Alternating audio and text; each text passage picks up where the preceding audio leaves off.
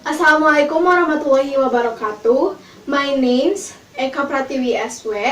This time, I would like to presentation about one research proposal by Masita M. Abdul Muthalib, Nadrun, and Solehuddin with the title is Improving Reading Comprehension through QAR Strategy.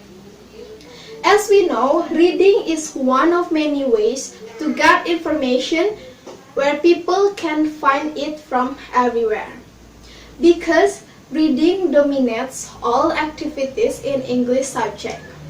The language component, namely pronunciation, grammar, and vocabulary, must also be learned to support this language skill. The method used in this study is the questions-answer relationship strategy, or we can call it QAR strategy. The QAR strategy is one of the strategies in reading. QAR strategy, developed by Raphael in 1986, is reading comprehension strategy developed to clarify how students approach the task of reading text and answering questions. The use of QAR can help students to analyze, comprehend, and respond to the text concept. The strategy can also assist the student in refuting the common conception that the text has all answers. The purpose of this study is to find out whether the use of the questions-answer relationship strategy is effective in improving reading comprehension of grade 10 student of SMK Negeri 1 Bungku Tengah. In this study, the researchers divided students into two groups. First, an experimental group who got pre-test, treatment, and post-test. And second, a control group where the researcher only gave pre-test and post-test without treatment. The researchers used a purposive sampling technique to take a sample. The researchers took two classes. First, 10 GP or Geologi Pertambangan 1 as the experimental group and 10 GP Geografi Pertambangan 2 as the control group. Those two groups were given the same pre-test and post-test. After computing the scores, the researchers found some difference between the results of two groups. Based on the standard of passing grade is 70, the researchers found that in the experimental group and the control group, there is only one student that passed the test. 6.25% for both groups.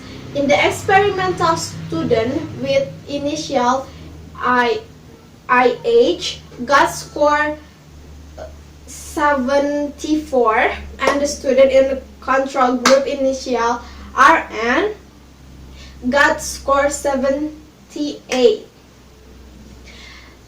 It means the score of the experimental group is 42.25 and the control group is 39.75. They showed that the experimental group had a higher score than the control group.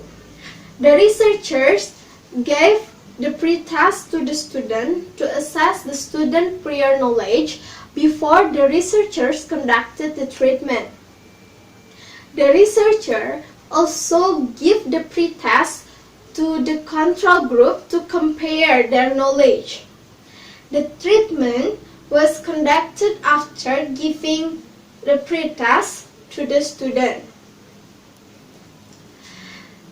The researchers applied the QAR strategy as a technique in the treatment for the experimental group.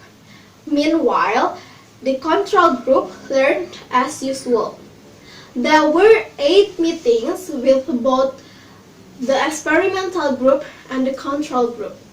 After doing the treatment, the researchers gave the post-test to the experimental group and the control group. It aims to find out whether using the QAR strategies improves student reading comprehension or not.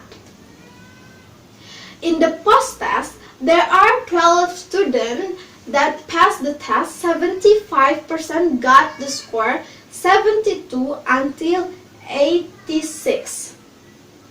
While in the control group, only 3 students that passed the test, 18.76%.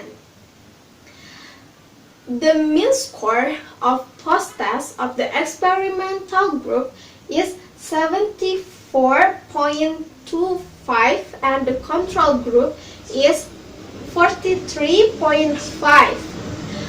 It was proved by looking at the result of T-count value 2.81 was higher than the T-table value 2.042. By applying 0.05 level of significance and degree of freedom of the table is nx plus ny minus 2. It means 16 plus 16 minus 2 equals 30. All the research hypothesis applying QAR strategy improve reading comprehension of the 10th grade student of SMK Negeri 1 Bungku Tengah is accepted. That's all from me. I hope this presentation can give you a lot of benefit. Sorry if there is any mistake in the presentation. Thank you for your attention. I am Eka Pratiwi SW. Wassalamualaikum warahmatullahi wabarakatuh.